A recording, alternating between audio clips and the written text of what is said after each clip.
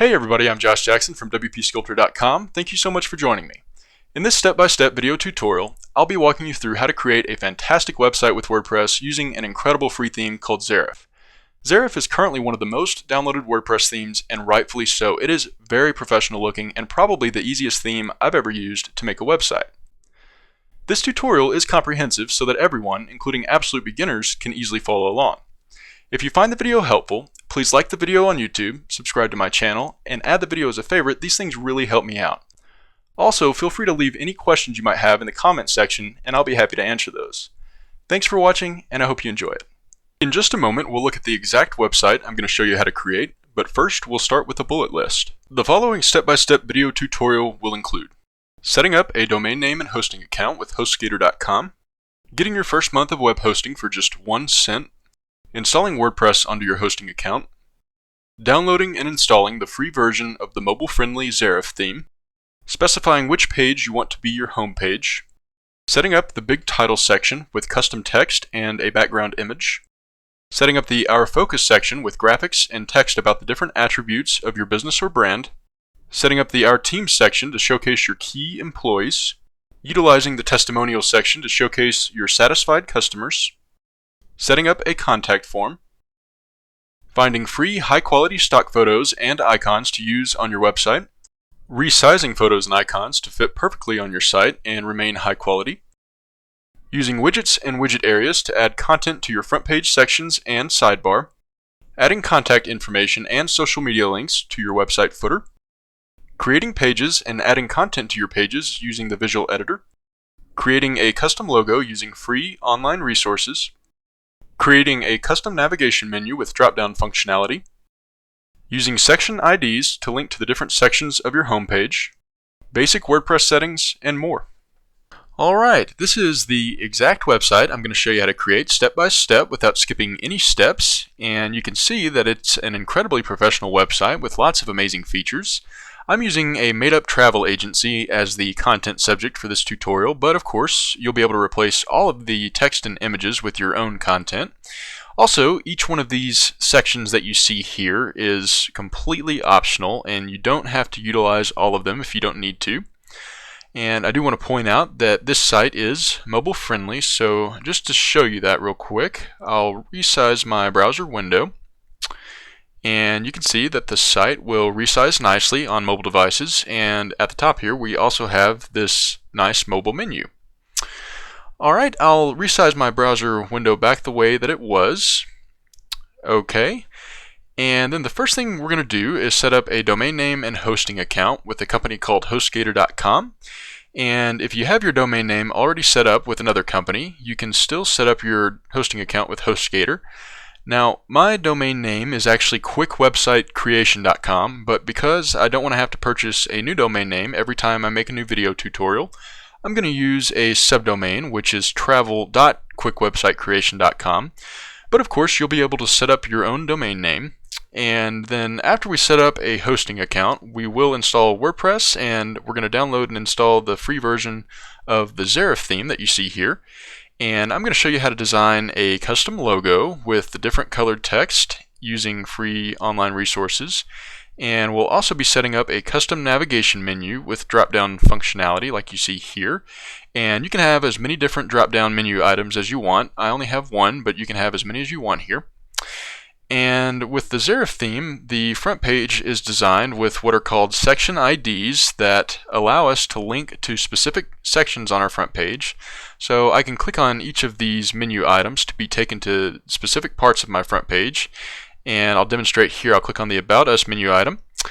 And you can see that that takes us to the About Us section of our front page. And I'll just show you one more time. I'll click on the Testimonial menu item, and that's going to take me to the Testimonial section on my front page. Alright, let's scroll up, and I'll show you how to set up this big title section that you see here with your own text, and you can have any background image that you want. I use an amazing free high-quality stock photo resource for all of my images, and I'll show you that resource, but you can definitely use your own images if you want to. I'll also show you how to set up these optional buttons, and these buttons can link to anywhere you want. And just to show you, I've got my Our Services button linked to the Services section on my front page. So I can click on that, and you can see it takes me there.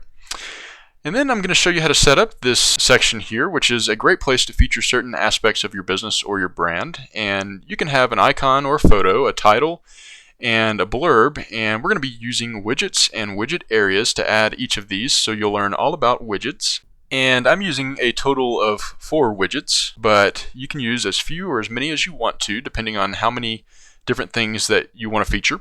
I'm going to show you where I get these free high quality graphics that you see here, and you can use the same resource to find graphics that reflect your business. And also we'll be discussing in detail how to resize your graphics to ensure that they remain high quality and look professional on your site. I'll show you how to make each of these graphics a clickable link to another page on your site, or anywhere on the internet for that matter. And I've got mine linked to the detailed services page, so we can click on that to be taken there. And this is the same page that we would be taken to if we clicked on it in our menu here. And I'll show you how to create pages, of course, and add content to your pages using the visual editor. And you can add headings and paragraph text like you see here, and also you can add images.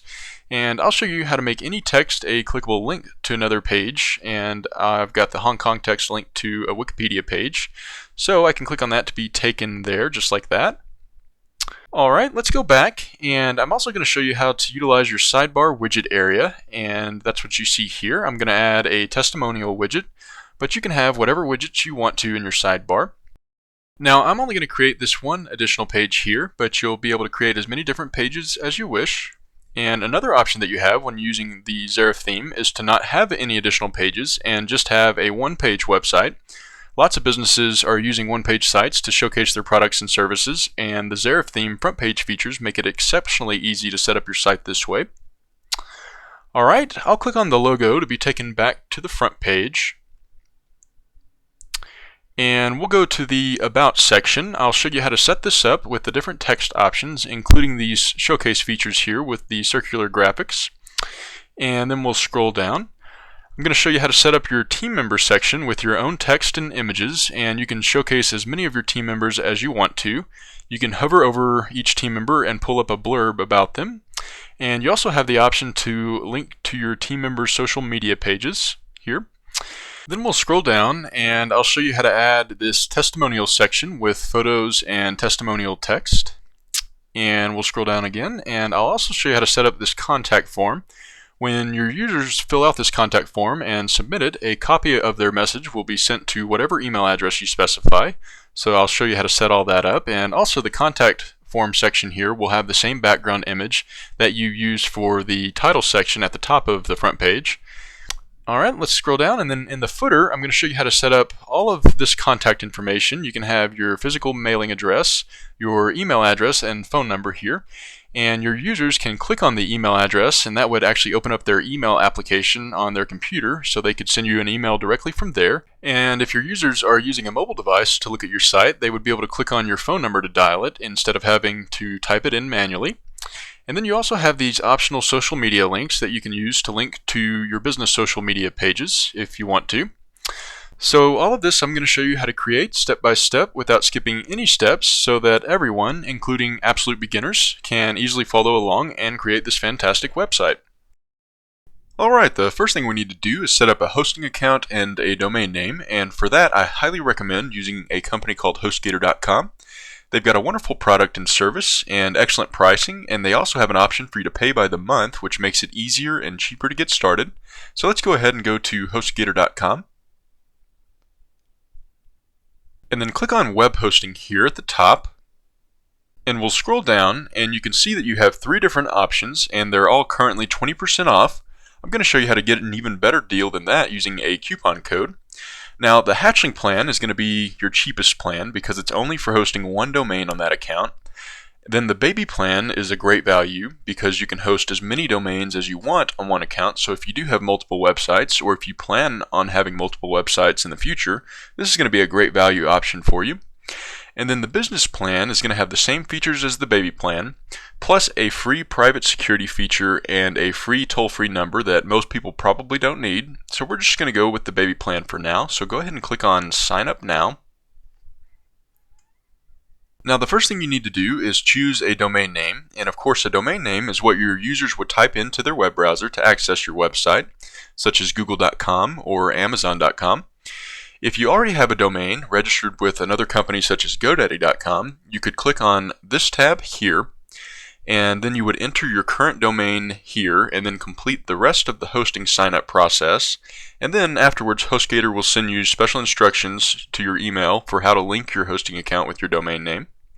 If you do need to register a new domain name, we're going to stay on this tab here.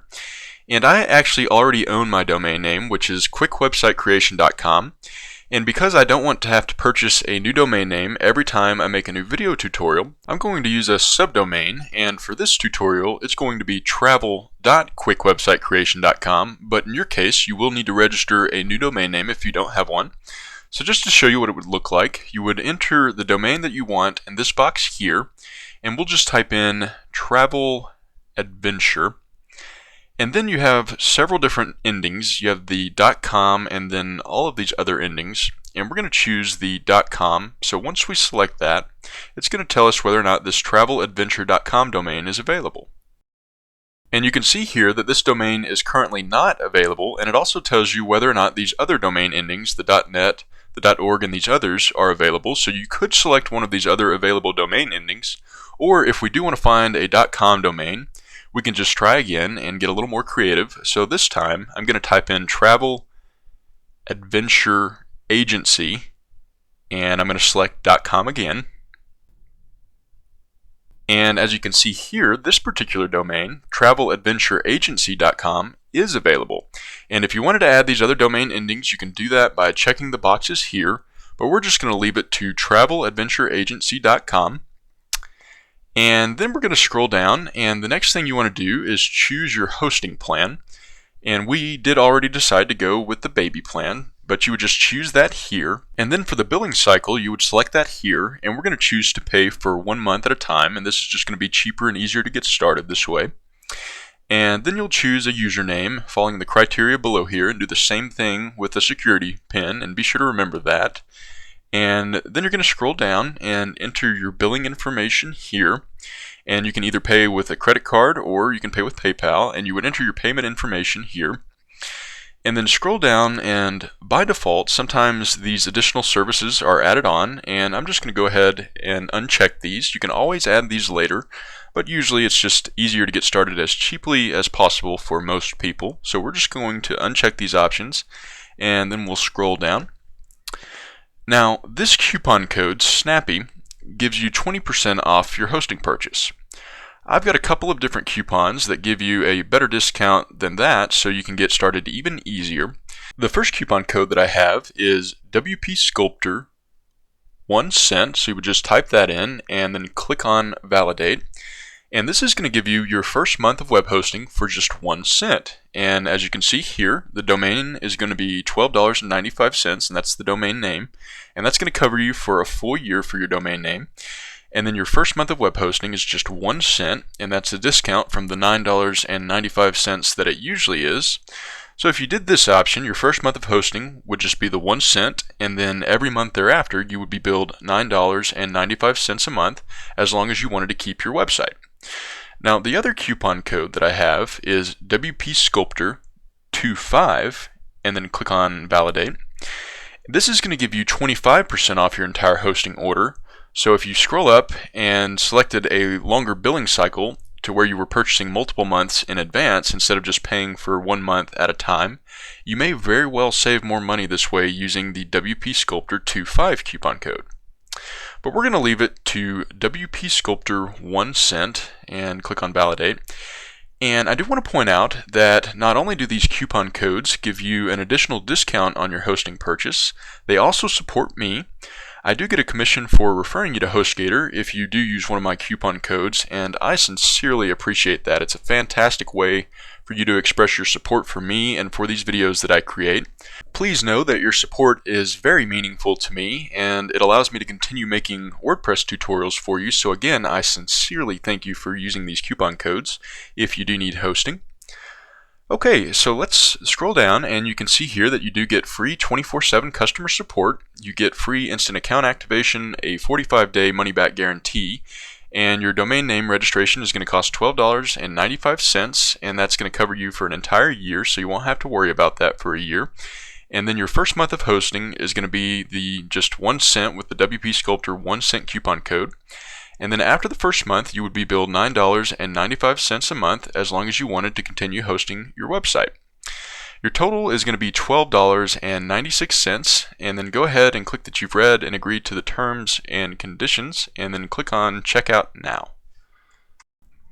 Alright, after about 15 minutes or so, you're going to check your email, and you should have an email from sales@hostgator.com. Go ahead and open that email up. And this email's got some important information about your hosting account, so be sure to save this email. And one of the things we need is the link to our control panel, which is going to be here, and then you have a username that you specified, and then you have a password that was automatically generated by HostGator. So first, go ahead and click on your control panel link, and this is going to open up the login screen, and then we'll need our username and password from the email. So you'll go back and get the username, and then you'll copy the password, and be sure to get all of the characters and don't get any extra spaces like that, just all the characters, and you'll copy that, and we'll log in with that username. And then of course I've already changed my password, but you would just paste yours in there and then click on login, and we can exit out of that. And this is what your C panel looks like, your control panel, and this is where we're going to install WordPress onto our hosting account. So we're going to scroll down to the bottom, and underneath the software and services heading, we're going to click on quick install. And then we're going to come over on the left and click on WordPress, and then we'll scroll down and we'll click on Install WordPress here on the right. Alright, in this first box you're going to click here and you're going to select your domain name. With a new hosting account you should only have your domain name. I've got all these different subdomains, and for this tutorial I'm going to install this WordPress installation on the travel.quickwebsitecreation.com domain, so I'm going to click on that. But again, you'll just click on your domain name and then leave this box blank, and then you'll put in your email address there, and then give your website a title, and we can always change this. I'm going to show you how to change your site title here in just a moment, but we'll call this Mock Travel Adventure. And then you need to specify a username that you'll use to log in to your WordPress website. So type that in, and then your first and your last name, and then click on Install WordPress.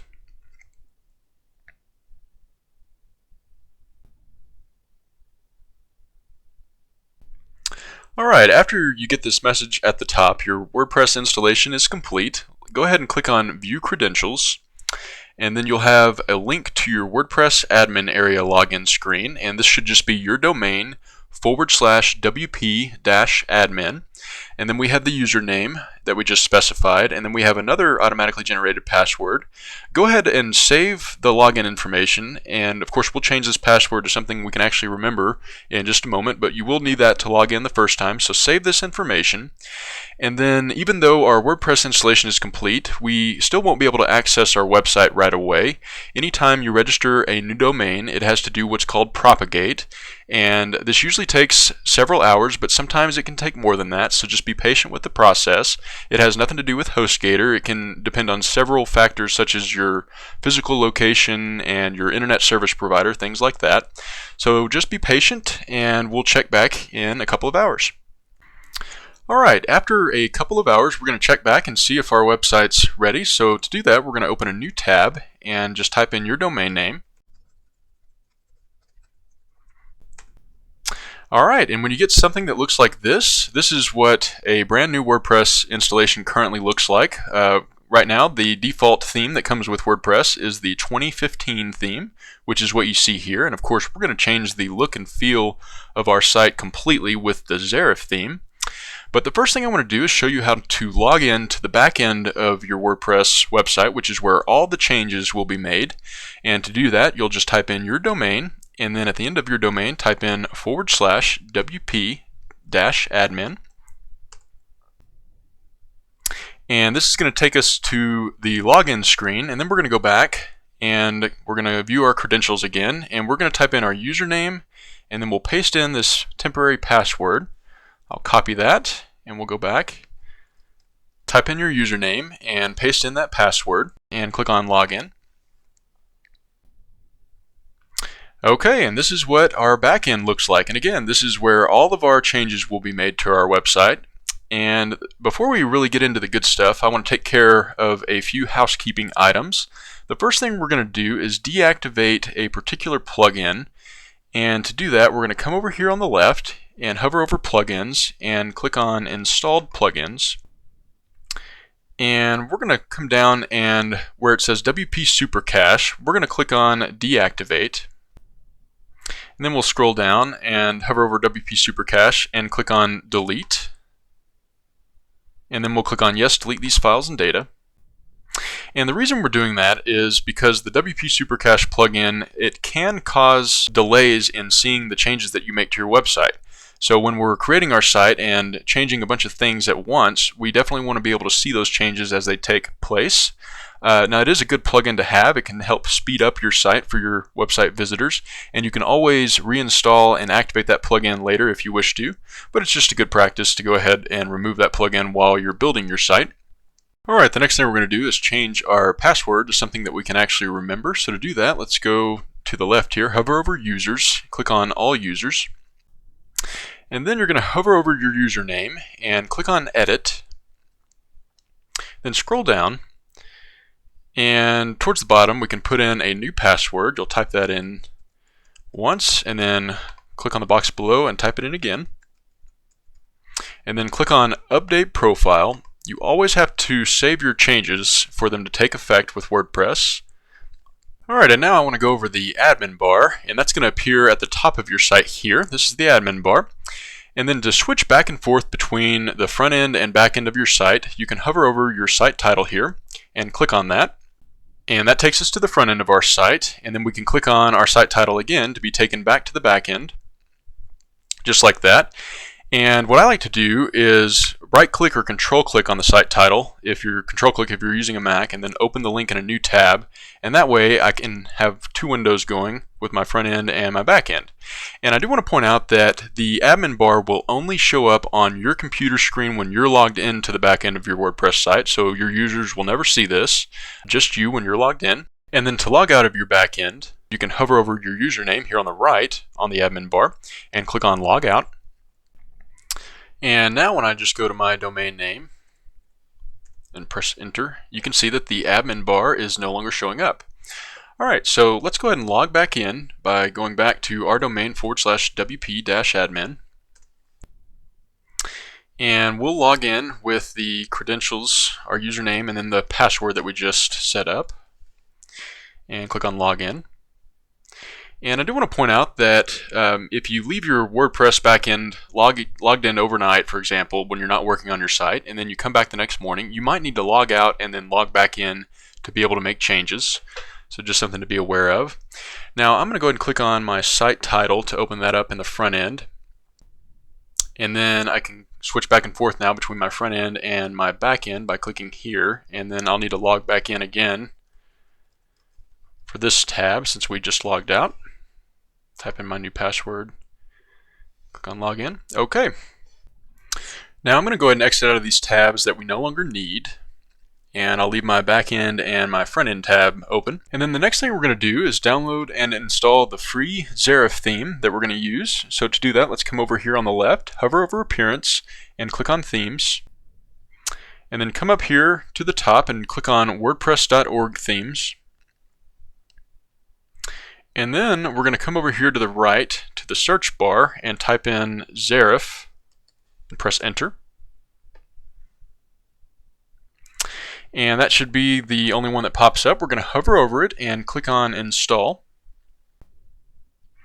And then we need to click on activate to activate this theme and replace the default 2015 theme with the Zerif theme. And now when we view the front end of our site and refresh the page, notice that we now have a completely different look and feel, and this is the Zerif theme. And one of the amazing features of the Zerif theme is that it automatically puts in the sample content that you see here, and that just makes it really easy for us to set up a really professional looking website fairly quickly, because we can just replace the content that's already there. Alright, just two more basic settings before we get into the more exciting part of the video where we actually get to add our own content, replace this sample content that's here, and then of course we'll make some customizations to the Zerif theme. But first we need to set up our site title and tagline, and this is something that search engines will look at, and also both the title and tagline will appear at the top of your user's browser. You can see here it says Mock Travel Adventure, that's my site title, and then you can see the start of the tagline, but if I keep my cursor hovered over, you can see that the tagline is just another WordPress site, and this is the default tagline, so of course we want to change that. So to do that, we're going to go back to the Backend, and then we're going to come down on the left towards the bottom, hover over Settings, and then click on General. And next to site title, we could choose to change that, but that's actually the title that I want, so I'm going to leave that. And then for the tagline, I'm going to select what's there and delete it, and replace it with Your Premium Travel Agency. And then I'll scroll down, and we do need to save the change. Click on Save Changes. And then we'll come back and view the front end and refresh the page. And you can see now we've got the tagline changed. It now says Your Premium Travel Agency. Alright, the last thing we need to do before we start adding our own content is make sure that we have our front page settings set up correctly. And of course your front page is the page that appears when you type your domain name into a web browser. And with the Zerif theme, you do need to make sure that your front page is set up a certain way so that you have access to all the amazing front page features, and everything you see on this page is a front page feature, all these different things here. So to set that up correctly, we're going to go back to the back end, and we're going to go to Settings and click on Reading.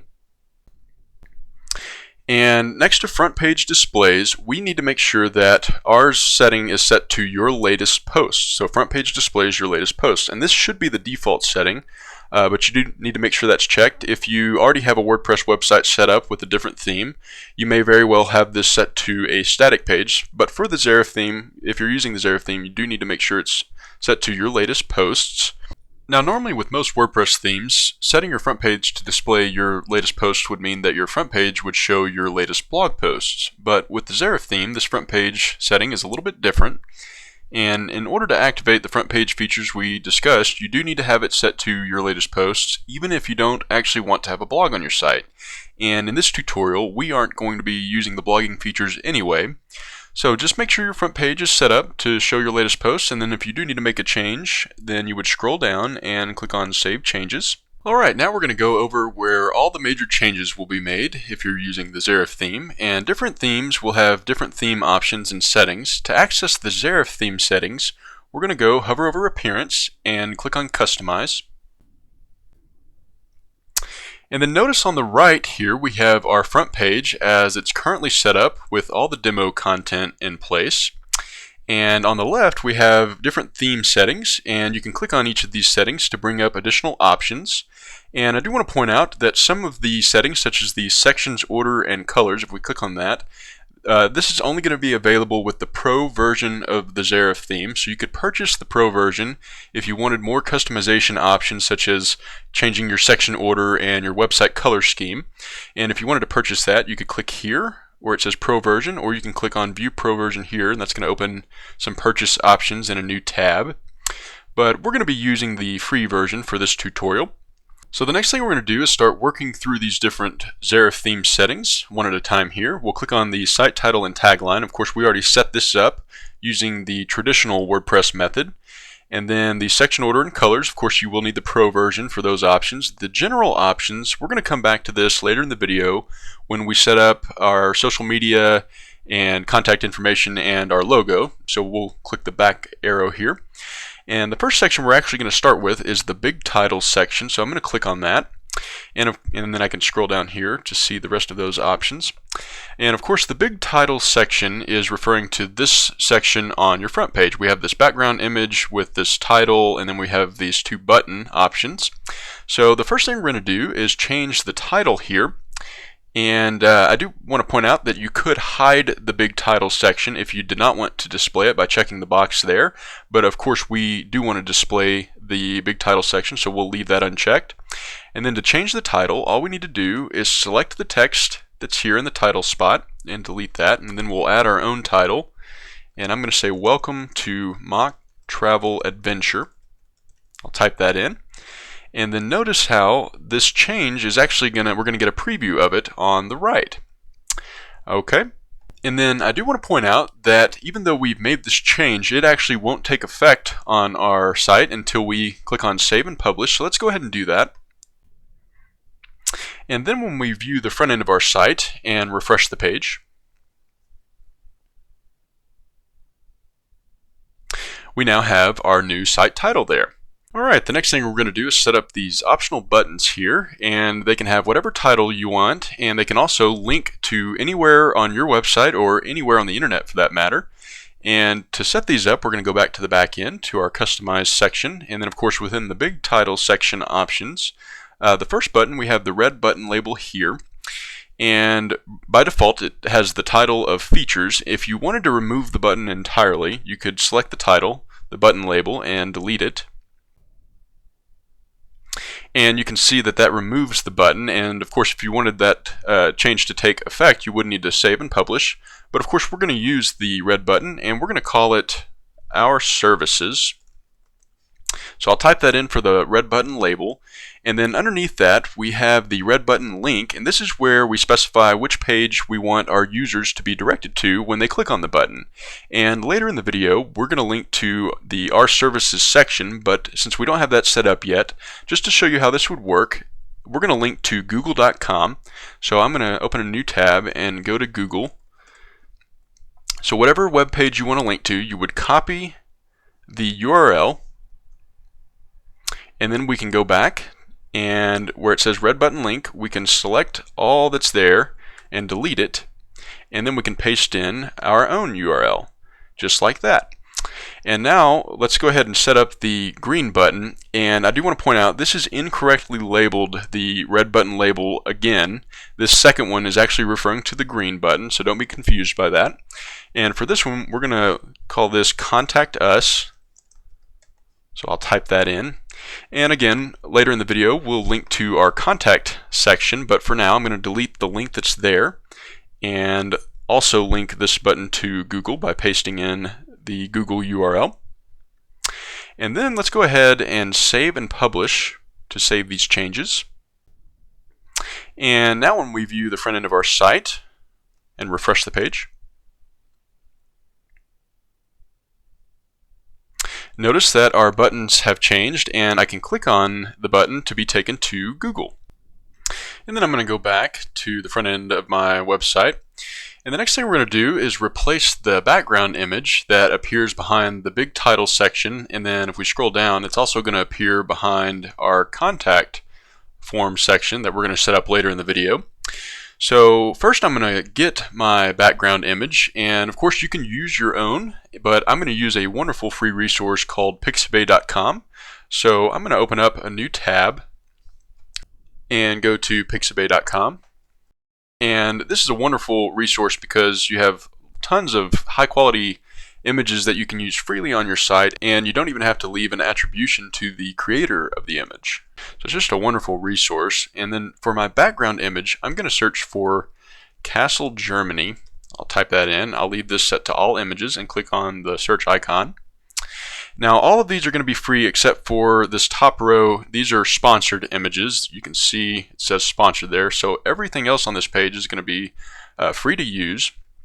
And then I really liked this image here for my background, so I'm going to click on that. That's going to open the image up in another page. And then to download the image, you have several different size options. Now normally I go with the medium 1280 pixel wide option, and the reason for this is because you can always take a larger image and scale it down and make it smaller and not lose quality. But you can't do the opposite. You can't take a small image and make it larger without losing some degree of quality. So what oftentimes happens with people that try to take a small image and make it larger, they'll notice that their image is real blurry or fuzzy, and this is something we definitely want to avoid. So for that reason, I find that the medium size option is usually going to be larger than I would need. Now, there is an exception here with the background image. Because our background image is so big and wide and it's going to span the full width of our computer screen, I'm going to download the extra large image. So I'm going to select that option, and then you would click on the free download button. And for downloading the extra large images on Pixabay, you do need to sign up for a free account. It's very easy to do. So once you sign up, you'll be able to download that image. And I've already got all of my images downloaded and saved to my computer in a folder. So be sure to save that image to somewhere on your computer where you can easily find it. And then to add our image to our website, we're going to go back to the back end of our site. And I'm going to exit out of this, and just to show you again how to access the Customize section, you're going to go to Appearance and click on Customize. And then to add our background image, we're going to go in this section here, scroll down and click on Background Image. Then we'll scroll down again, and then we can click on Remove to remove that image that's there by default. And then we can click on Select Image, and then make sure you're on this Upload Files tab, because we're going to find this file on our computer, and then click on Select Files. And then I'm going to find the image that I have. I've got it downloaded right here. And then I'm going to click on Open. And that's going to load. And then I do want to point out that you do have this caption, alt text, and description text option, and you can fill these out with descriptive text that basically describes the image. And this is something you might want to do for search engine optimization purposes. Because search engines can't read images, it's a good idea to give the search engine an idea of what the image is representing. But for the sake of time, we're going to leave these blank for this tutorial. And then you want to click on Choose Image and give that a minute, and now you can see that we have our new background image, and we have it behind our big title section here. And if we scroll down, we also have it behind our contact section. And you can probably tell that there is a dark image filter that's part of the Zerif theme. So whatever image you use, it's going to be a little bit darker when you add it to your website. And the reason for this is because it makes this title text, this white title text, pop a little bit more, and it also makes these buttons pop a little bit from the background. So it's just a good feature. Another thing I want to point out before we save and publish is that depending on how long your title text is, you might not be able to see the whole height of your background image. So just be aware of that when you're selecting a background image. You might not be able to see the whole thing. But let's go ahead and save and publish to save these changes. And now let's go back to the front end of our site and refresh the page. And you can see we now have our new background image. And if we scroll down, we also have that same background image behind our contact form that we're going to set up later in the video. Alright, the next thing we're going to do is add content to the Our Focus section, which is this section here right beneath the big title section. So first let's change the Our Focus title and the subtitle. So to do that, we'll go back to the back end to our customized screen, and then let's scroll up, and we're going to click on Our Focus section. And of course you could check this box if you wanted to hide the focus section and not display it at all, but we are going to be using it, so I'm going to leave that unchecked. And then of course to change the title, we're going to select what's there and delete it, and I'm going to type in Our Services. And then for the subtitle, the same thing. I'm going to triple click to select all of that text, and then I can use the delete key to remove it all. And be sure to remove every bit of text that's in place before you add your own. And then I'm just going to copy and paste some text that I have here for my subtitle. I'll paste that in. And then let's go ahead and save and publish. And then we'll view the front end of our site and refresh the page. Alright, now we've got our new title and subtitle in place there. The next thing we're going to do is replace the images, the titles, and the paragraphs that you see here with our own content. And before we do that, we're going to actually get the graphics that we're going to use in place of these graphics. And using professional graphics and icons is another great way, simple way to increase the professionalism of your site. And for that, we're going to go back to pixabay.com. So I'll open a new tab. and go back to Pixabay. When you're searching for graphics for your site, you might need to try several different broad search terms before you find exactly what you're looking for. Now, for my first graphic, I'm going to look for a plain graphic, so I'm going to type in plain, and then where it says all images, I'm going to click on that and change the image type to vector graphics by clicking there. And the reason I'm doing this is because I want to limit my search results to show only graphics and icons of planes and not photographs of planes. And another reason is vector graphics tend to have transparent backgrounds, which is exactly what we want, and I'll explain that in just a moment. But let's go ahead and click on the search icon. And then this first plane icon here is the one that I want to use, so I'm going to click on that. And notice we have this checkered background, and a checkered background represents a transparent background, which, like I said, is exactly what we want. And the reason we want a transparent background for our graphics is because we want the graphics to take on the background color that we have on our website. And in our case, we do have a white background for the Our Focus section where these graphics are going to go.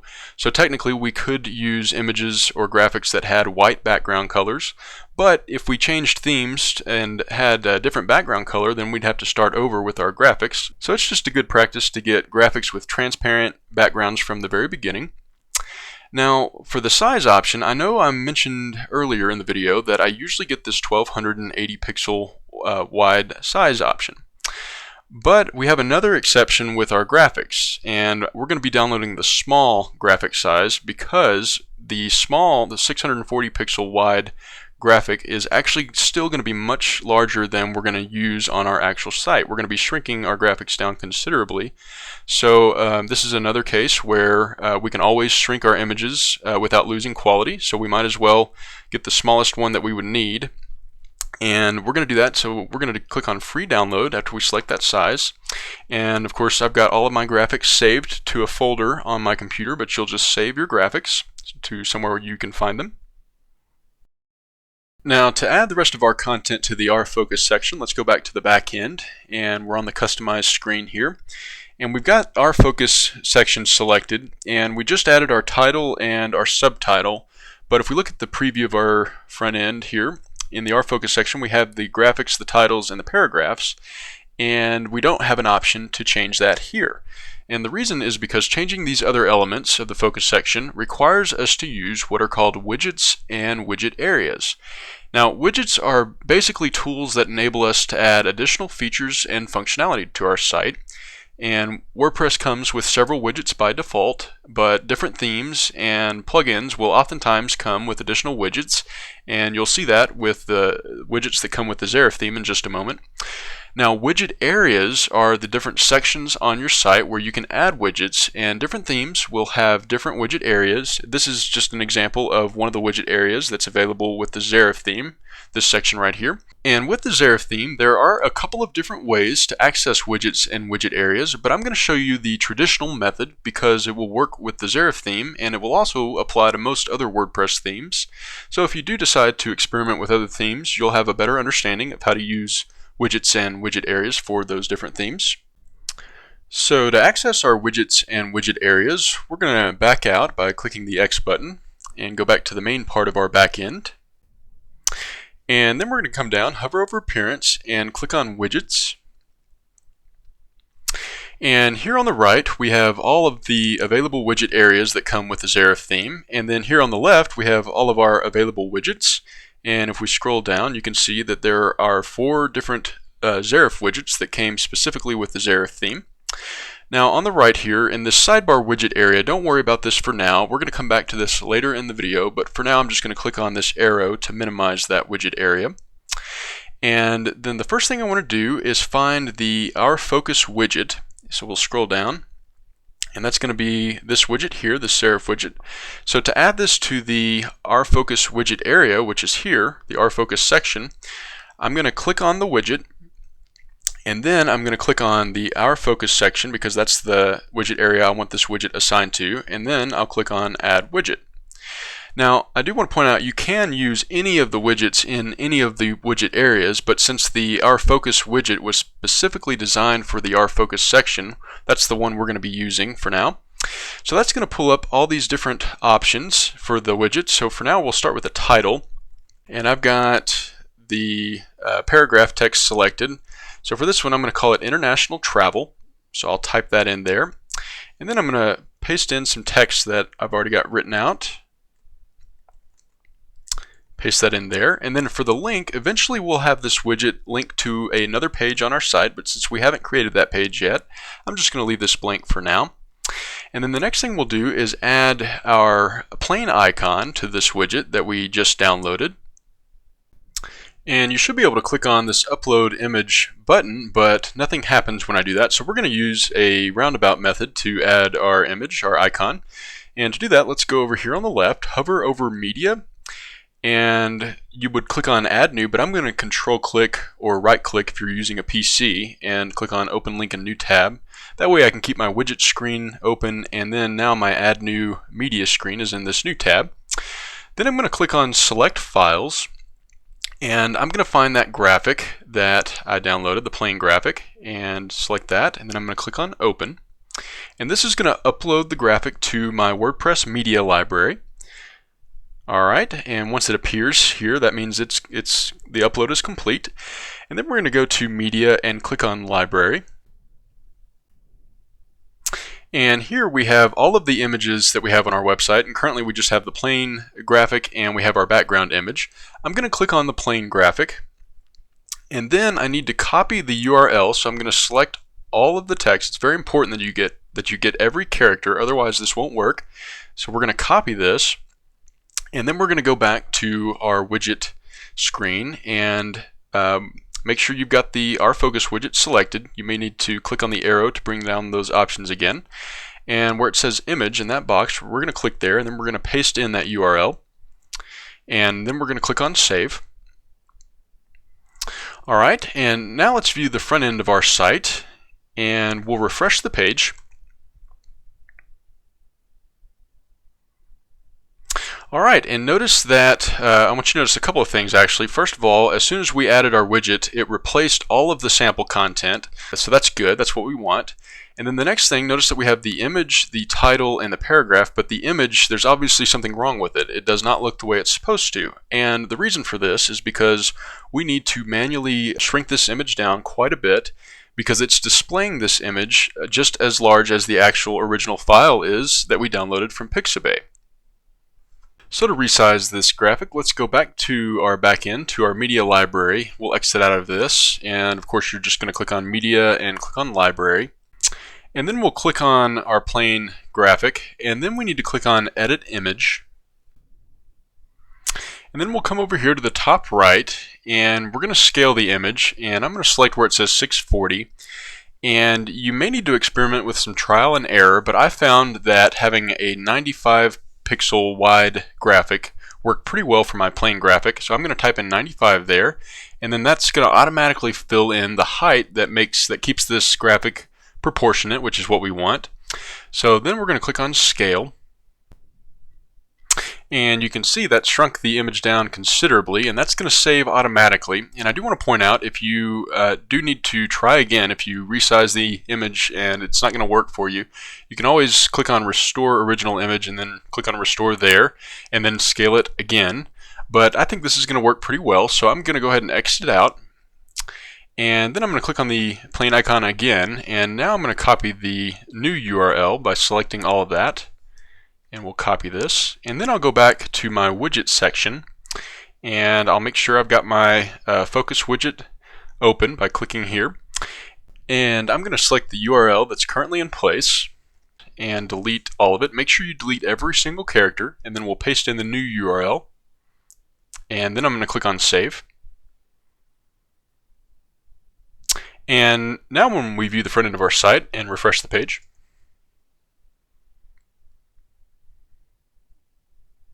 we now have our plane showing up at the proper size, and I think that looks pretty good. And then to add the other 3 focus widgets that I'm going to use, I'm going to follow the exact same steps. And I do want to point out, of course, you can use as few or as many different focus widgets as you want. I'm going to use a total of 4. So let's go ahead and go back to our backend and to our widgets section. Of course, go to Appearance and click on Widgets. And then I can click on the arrow here to minimize this first focus widget. And then to add another focus widget to our focus section, I'm going to scroll down and click on the Our Focus widget that I want to add and leave it checked to Our Focus section and click on Add Widget. And for this one I'm going to call it Luxury Cruises, so I'll type that in and then I'll paste in some paragraph text that I have here. And I'll paste that in, and then I'll leave the link blank for now. We'll come back and fill that in later. And then to add the image, I'm going to go back to my Media tab, and I'll exit out of this, and of course go to Media and click on Add New.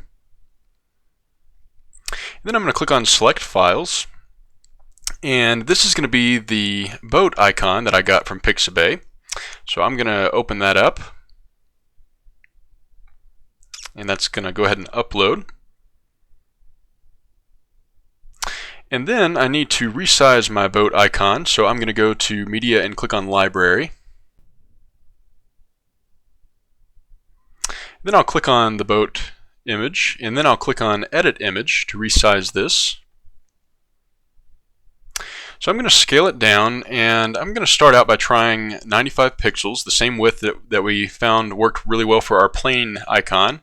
And of course that's going to automatically fill in the height, and then I'm going to click on Scale. And that's going to save automatically. And now I'm going to exit out of this and open up the boat icon again and copy the URL by triple clicking on that and copy, and then we'll go back to our widgets screen and I'll paste that in where it says underneath image, and then I'll go ahead and save. Now let's view the front end of our site and refresh the page here. Okay, that looks pretty good, but I do want to resize this. I think it looks a little too small, so I'm going to make this a little bit larger. And to do that, we'll go back to the back end, and we'll go back to our Media Library backend screen, and then exit out of this, and of course go to Media Library, and then we'll select the boat icon by clicking on it to open that up again. And then we're going to click on Edit Image again. And first we need to restore the image to its original size by clicking on Restore Original Image and then click on Restore Image. And you always want to do that when you're going to resize an image for the second time. You want to restore it back to its original size. Okay, and then now we can resize it, and let's try 110 pixels by typing that in there and then click on Scale. And then we can click the X button and click on the boat icon once more, copy the URL, and go back to our widget screen and select this URL, delete it, and replace it with the new one, and click on Save. And then let's view the front end of our site and refresh the page. Alright, I think that looks quite a bit better now. And let's go back to our widgets section in our back end by going to, of course, Appearance, Widgets. And then we'll scroll up and make sure you have the Our Focus section widget open by clicking the box there. And then I'll click this arrow to minimize the second Our Focus widget options. And I want to show you that you can rearrange these widgets by click holding and dragging and releasing just like that. And that's going to save automatically, by the way. And now if we view the front end and refresh, these two will be flipped just like that. So I just wanted to point that out. And then if we go back to our widget screen, of course I'm going to keep them the way they were by click holding and dragging again. But if you did want to remove one of these widgets entirely, you could click on the widget to open up the widget options and then scroll down and you could delete it, and that would remove it. So I just wanted to show you how that works. Alright, for the sake of time, I'll add the last 2 focus widgets off camera, and of course I'll be following the exact same steps that we just went over, so I'll be right back. Okay, I've got my other 2 focus widgets in place, and now when we view the front end of our site, and I'll scroll up just so you can see that we are of course on our front page, and I'll refresh the page, and we can scroll down. You see that we now have our 4 focus widgets in place. And by the way, the color, this is the color scheme that comes with the Zerif theme. It's going to alternate this red, green, blue, and yellow pattern. So if you added more, the next one would be red again. And then you'd have another green one just like that. Alright, the next thing we're going to do is set up the About Us section here, and this is of course on our front page, and we're going to use this section to describe our business and some of our key attributes, and of course we'll be replacing all of the demo content that's in place here. So to access the About Us section, let's go back to the back end of our site, and we're going to go to Appearance and click on Customize to be taken back to the Customize area. And then we're going to click on the About Us section here. And that's going to bring up these different settings. Go ahead and click on the Settings tab. And first of all, of course, we are going to leave this box unchecked because we do want to display this section. And then for the main content, I'll click on that. I'm going to leave the title to About. And then I'm going to change the subtitle. I'm going to triple click what's there to select all of it and then delete it. And I'm going to copy and paste in a subtitle I have. And I'll paste that in. And then for the big left side title, I'm going to select what's there and remove it. And copy and paste this in. And then for my text here, these are the paragraphs. This is where you would put your paragraph text. And I'll scroll down so we can see. This text here is referring to this box, the text that's in this box here. So first we're going to delete all of that by selecting it and clicking the delete key. And do make sure that you get every bit of text deleted there. And what I recommend doing is typing out your paragraphs in a separate program, just like I've done, because this text box is so small, so it'll just be a little bit easier to do it that way. And I'm going to copy in one paragraph at a time. So I'm going to copy my first paragraph. And I'll paste that in. And we'll let that load here so you can see. Okay, now if I were to paste in my second paragraph right at the end of this first paragraph, then it would look like one big paragraph. So what we're going to do is we're going to select all the way at the end of our text here. And by the way, if you're at the front of your text, you would just click, hold, and drag as if you're selecting it, and then release, and that's going to take you to the end, and then you can click on the end there, and your cursor might not blink, but it is showing up on the end there. And I'm going to add an HTML code, a very, very basic HTML code to add a line break. And that's going to be a less than sign, and BR, and then a greater than sign. And that's going to add one line break, but since I want to have a space between my two paragraphs, I'm going to add a second line break. So I'll copy type in the exact same HTML code again. That's going to be the less than, and then BR, and greater than. And then I'm going to copy my second paragraph. Copy that, and then I'll select here, and again your cursor might not be blinking, that's fine. I'm going to paste that second paragraph in, and I'll scroll down, and there we go, we have our second paragraph added. And then for our features here, I'm going to use 3 features. You can use up to 4, but I'm just going to use the 3. So for the first one, I'm going to click where it says feature number 1, and for the title, this one's going to be customer service, so I'll type that in. And then I'll have a little blurb that I'm going to copy and paste. And then I'll paste that in there. And then you can specify whatever percentage you want, and we'll scroll down. And this is the percentage that's going to show up on your small circular graph that you have next to each feature here. So we're going to type in 100% for all of our different circle graphs. And then for feature number 2, that one I'm going to give it a title of Best Prices Guaranteed. So I'll copy that, paste that in. Oh, pasted it in the wrong place. I'm going to paste it in to replace this title. And then for the paragraph text, or the sentence, I'm going to copy this, paste that in, and for the percentage, I'm going to change that to 100 again. And then for feature number 3, we'll select the title that's there, remove it, and we're going to do Quality Lodging Guaranteed. So I'll type that in. And then for the text, of course, we'll follow the same steps. Copy that and paste that in there. And then of course I'll change the feature percentage to 100. And then I'm going to go ahead and click on Save and Publish. And I'll back out to the main part of my backend and click on the X here to get to the main part. I do want to point out real quick before we view the front end of our site with our new changes, there is, if we go to Appearance Widgets, there is an About Us widget area section that you can utilize. And you might want to experiment with the Clients widget, or any of these for that matter, but I think the Clients widget would be more specifically designed for the About Us widget area. We're not going to worry about that, but I do want to point that out so that you can experiment with that on your own. And now let's view the front end of our site. And we are on the About Us section, and when I refresh the page, of course, we now have our new content in place. And it does look like I forgot to delete the fourth feature here, and also my circular graphs aren't showing the 100% that I specified. So we're going to fix all that. So first let's go back and delete the fourth feature by going back to our backend and go back to Appearance, Customize.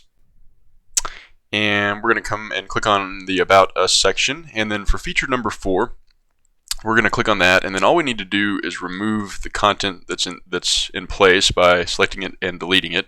And now when we save and publish and go back to the front end and refresh the page, notice that we've gotten rid of our fourth feature here, but we still have the 100% aren't showing up. And the only reason that's happening is because for some reason my browser window is remembering the percentages that were in place before we changed that. So all we need to do is exit out of this window.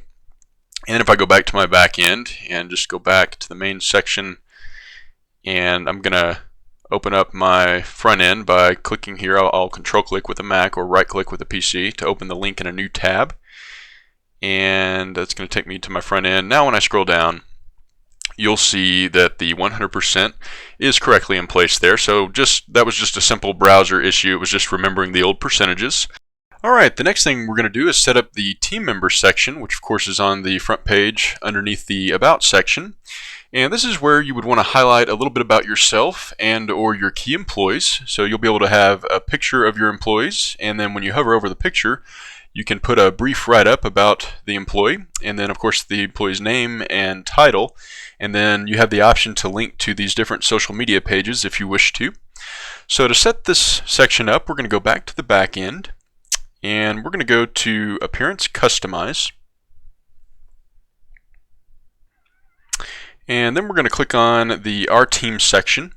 Scroll down, and of course we're going to leave this box unchecked to display the team section on our site, and then we'll change the title of the section to Meet Your Personal Travel Agents. So I'll just type that in there, and then for the subtitle I'm going to select what's there and remove it, and I'm going to paste in a little bit of text that I have here. Alright, and now I'm going to go ahead and save and publish the title and subtitle changes, and click on the X arrow to back out, because to add the team members we need to use a widget to do that. And so we're going to make sure we're under the Appearance and click on Widgets to be on the widget page in the back end. And you see here we have the Our Team section. This is the widget area for the team section. So let's scroll down, and I'm going to find the Zerif team member widget. I'm going to click on that, and then I'm going to click on the Our Team section to assign that to the Our Team section and click on Add Widget. And then for this first team member, I'm going to give it a name, and that's going to be Jane Doe. The position is going to be Senior Travel Agent. And then I've got a description I'll copy and paste in. And this is the text that's going to show up when your users hover over the team member's image. And then you have these optional Facebook or optional social media links that you can use. If you don't want to use the social media links, just leave them blank. But just to show you what you would do, we're going to open up a new tab. Exit out of these tabs that I don't need anymore. And you would go for Facebook, you would go to facebook.com and you would find the Facebook page of your employee, and then once you were on that team member's personal Facebook page, you would copy the URL and then go back to the widget and you would paste that in under the Facebook link text there. And then we'll do one more for Twitter. You would just go to the employee's Twitter page, And of course you would go to their actual individual Twitter page and then copy the URL and paste that in there. And then to add the team member image, we can't click on upload image. Nothing happens when I click on that. So we're going to use the same method that we used when we added graphics to the our focus widgets earlier in the video. So let's go over here on the left, and we're going to hover over media. And I'm going to hover over add new and control click or right click if you're using a PC and open that link in a new tab to have these two windows going at once. And then I'm going to click on select files to find the team member image on my computer. And again, I got this from pixabay.com, and this is a 1280 pixel wide download option that I downloaded. So for this first one, I'm going to select that and click on open. And then I'm going to go to media and click on library. And then I'll click on the image to open that up, and I need to copy the URL. So I'll select that and copy it, and then I'll go back to my widget section, and underneath image I'll paste that URL in. And let's go ahead and click on save, and I want to show you what happens with the image. Let's view the front end of our site, and we'll refresh the page. Okay, so of course we have the title and subtitle that we added, and we also have the image.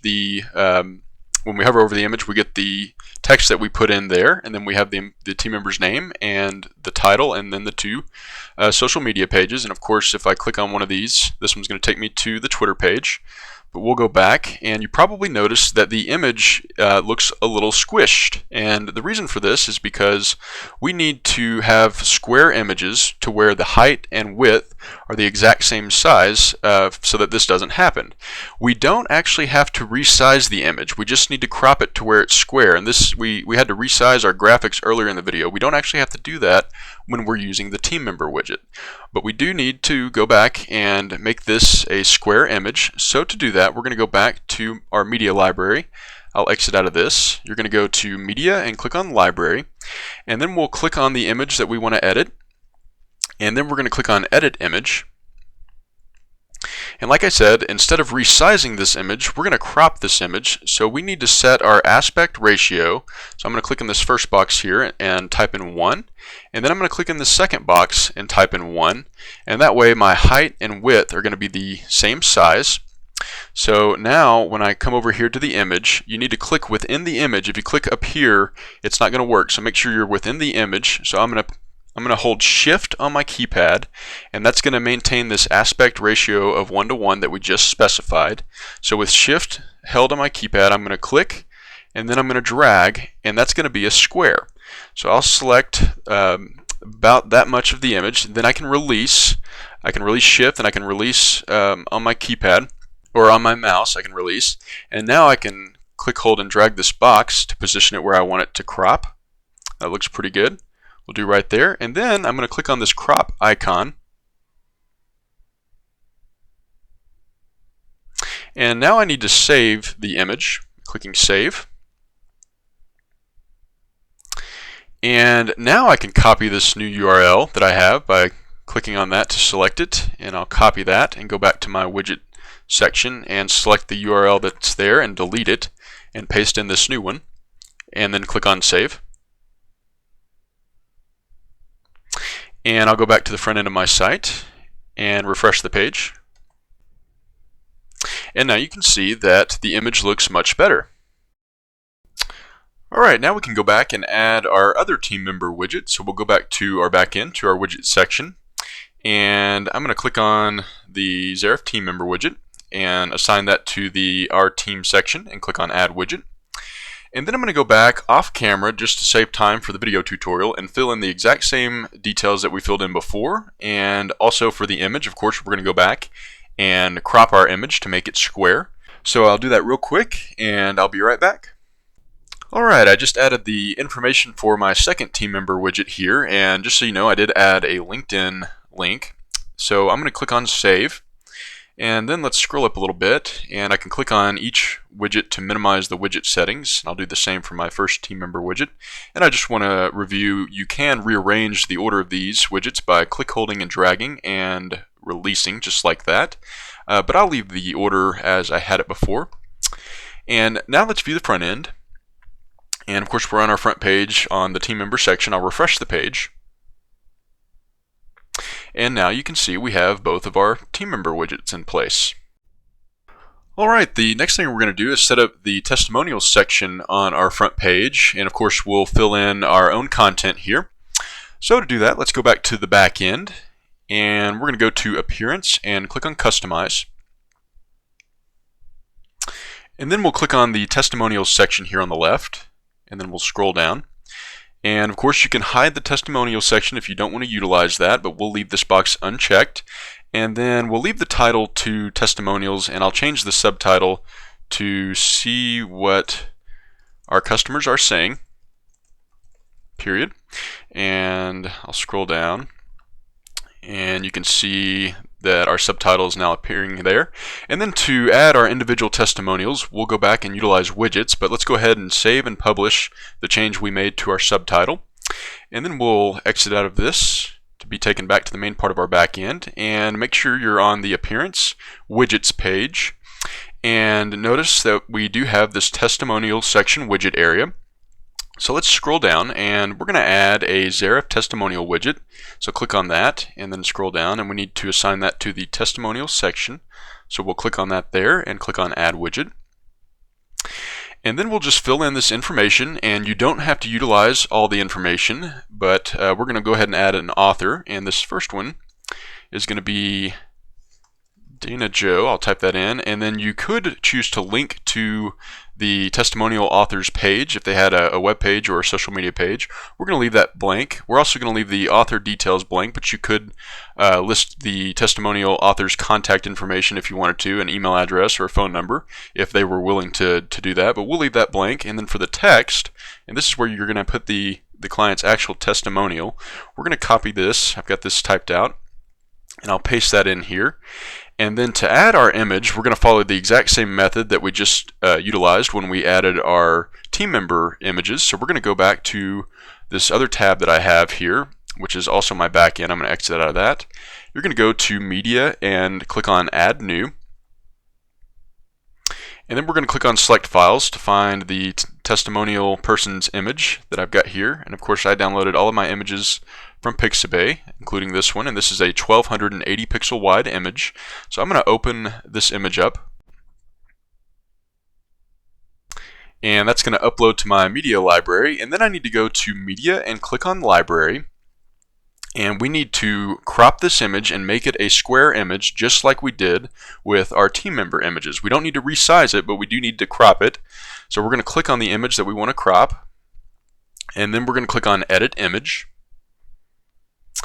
And we're going to change the aspect ratio to 1:1, so we'll type in 1 in each place. And then we'll come over to the image. We'll hold Shift on our keypad and then click on the image. So click, hold, and drag while holding Shift, and then I'll release, and then I can click, hold, and drag to position this where I want it. That looks pretty good. And then I can click on this crop icon to crop this image and make it square, and then we need to save the image.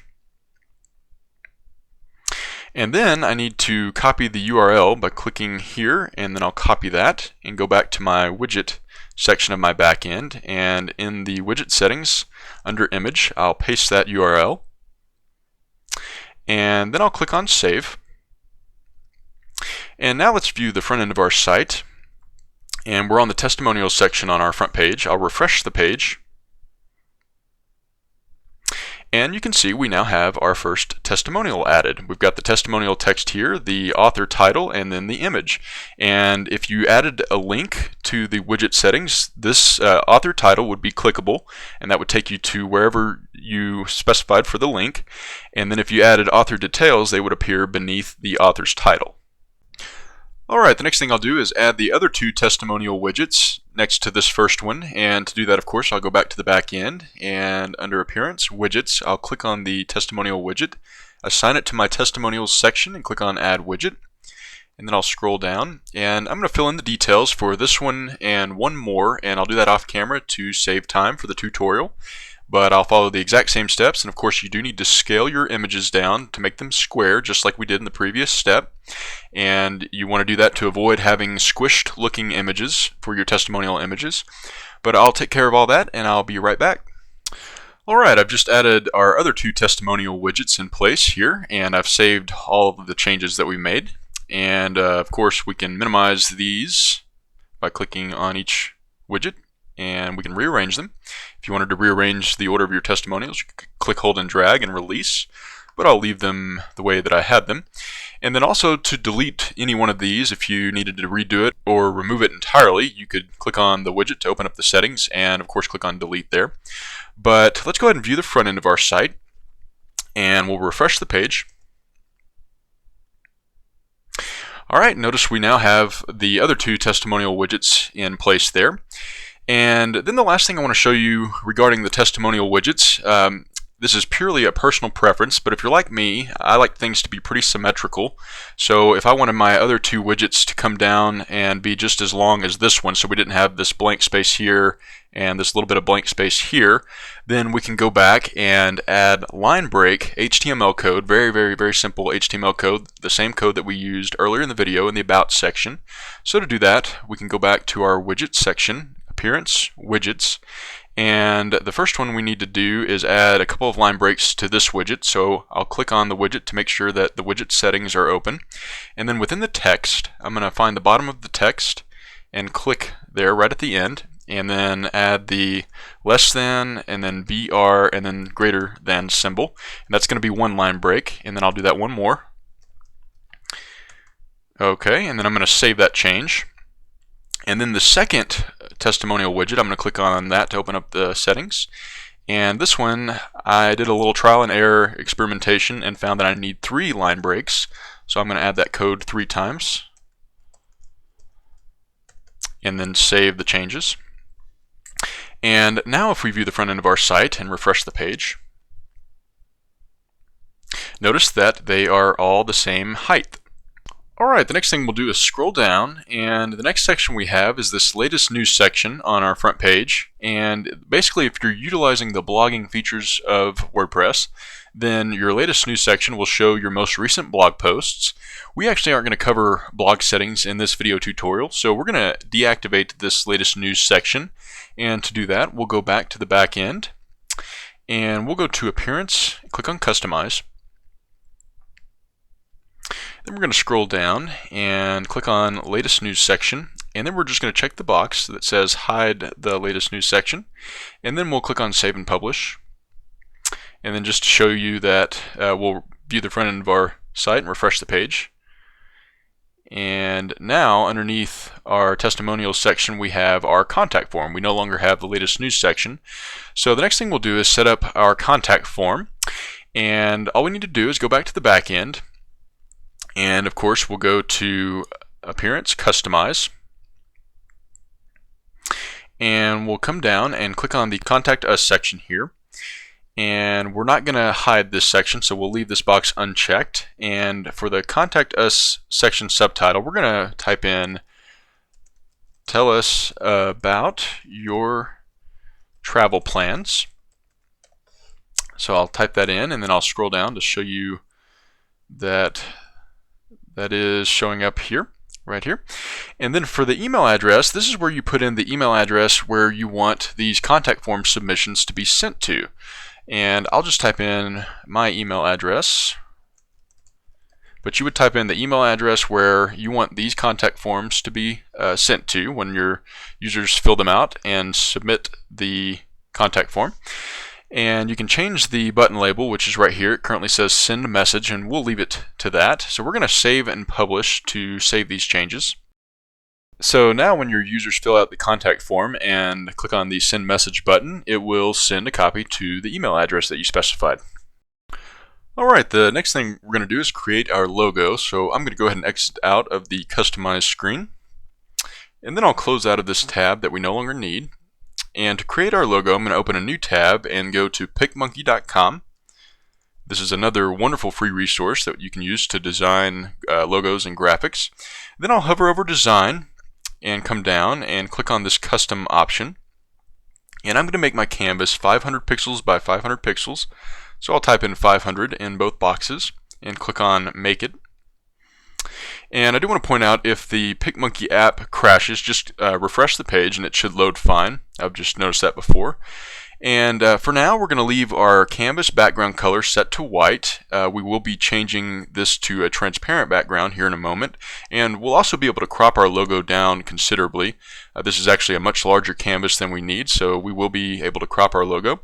And then to add our logo text, I'm going to hover over the text tool and click on that. And then I'm going to click on Add Text, and that's going to put a text box in place. Then I can click, hold, and drag the text box up to my upper left area and release. And then I can click on the text box and type in what I want for my logo. And I'm going to type in all caps, Travel Adventure. And then I can click outside of my logo to deselect that. And now I can hover over this edge here, click, hold, and drag that over to make sure that my logo is all on one line. And then with my logo selected, I can come over and choose a font, and I'll scroll down under the sans serif category. I'm going to select Arial Black, and that's going to change my logo there. And with my logo selected, my text selected, I can change the color. What we have here this is called a 6-digit hex code, and this currently is 6 zeros, which represents black. As you can see, our logo is black. If you wanted to change that, you could, with your logo selected, you could hover over and choose a color this way. What we're going to do is actually leave the main logo black. So I'll select the hex code and type in 6 zeros and press enter to change that back. We're going to actually make the first letter of each word a different color. So for my T, I'm going to click here and click, hold, and drag to select just the T. And then what I'm going to do is actually go back to the front end of my site, and I'm going to scroll up towards the top. And for my services, I want to make the travel T in my logo, I want to make it this red color. And then for the adventure A, I want to make it this green color. So what I've got here is a tool that you can download for the Firefox or the Chrome browsers, and it's called Colorzilla. So just go to google.com, type in Colorzilla, and you'll be able to pull up a link. You can click on that and download the Colorzilla tool for your browser. And then to activate the tool, I can go up to Tools and hover over Colorzilla and click on the eyedropper tool, or I can select the eyedropper tool on my toolbar, and that's going to activate it. So now everywhere I hover my cursor, it's going to tell me exactly what that 6-digit hex code is that represents that exact color. So right now I'm hovered over this blue, and you can see at the top I've got next to pound, it says pound 3A B0E2. That's the 6-digit hex code. So to get the 6-digit hex code for this red, I'm going to hover over here, and it looks like I need E96656. So what I'm going to do is go back to the PicMonkey app, and with my T selected, I'm going to come over here and select the hex code that's in place and type in E96656 and press enter, and that's going to change my T to that red shade. And then I'll go back and view my front end and click on the eyedropper tool again, and I'll hover over and get my green shade, and you can see that's going to be pound 34D293. So I'll come back to PicMonkey and click here, and then click and select my A and type in that hex code. Don't type in the pound, just all you need is the 6 digits. So I'll type in 34D293 and press enter. Alright, and now I have my logo created. So I'm going to click in the canvas area here to deselect that. And the next thing I want to do is make my background transparent. So I'm going to come over here, and hover over this icon that says Basic Edits. I'll click on that. And then I'm going to click on my canvas color option. And all I need to do is select this transparent canvas box and then click on Apply. And we want a transparent background for our logo because we want our logo to take on whatever background color we have on our site. Just like when we added our graphics earlier in the video, we wanted transparent backgrounds. And then the next thing I want to do is crop my logo. So with the basic edits icon clicked on there, I'm going to select the crop option. And that's going to bring up this crop box. I can click, hold, and drag, and I'll move it up. Just be sure to get all of the text. You don't want to cut anything off. I'll leave it right there, and then I'll grab this bottom corner, click, hold, and drag to revise my selection. And that should be just fine right there. And then I can click on Apply. That's going to crop my logo. And then to save my logo, I'm going to click on this Save button, and I'll give it a title. I'll call it Travel Adventure Logo. And you do need to save this as a PNG for the transparency to be in place there. So we're going to save it as a PNG and click on Save to my computer. And I'll put it in this folder here. Click on Save. And then to add our logo to our site, we're going to go back to our backend and come down, hover over Appearance, and click on Customize. And then we're going to click on General Options and click on General. And then we're going to click on Select Image underneath this logo option. And we do need to click on Upload Files to find this file on our computer. Click on Select Files. And I've got that right here. I'll select that and click on Open. And then I'll click on Choose Image. And then I'm going to go ahead and save and publish the change. And you can see my logo is right there, but if we view the front end also and refresh the page, you can see that we now have our logo showing up here at the top. Alright, the next thing we're going to do is set up our footer, and if we scroll down you can see that we have a place for a physical mailing address, an email address, a phone number, and then we also have these optional social media links. And to set all that up, let's go back to our back end, and I'll back out and exit out of this just to show you. Of course, we'll go to Appearance and click on Customize to access the footer settings.